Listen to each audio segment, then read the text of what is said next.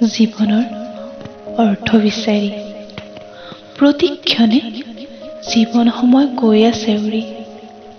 পাৰিবা জানো কোনোবাই ৰাখিব সময়ক ধৰি? যেন কাৰোবাৰ নিৰ্দেশত গোটেই বিশ্বৰ ব্ৰহ্মাণ্ড আছে চলি। ৰাতিৰ পিছত দিন, দিনৰ পাছত ৰাতি।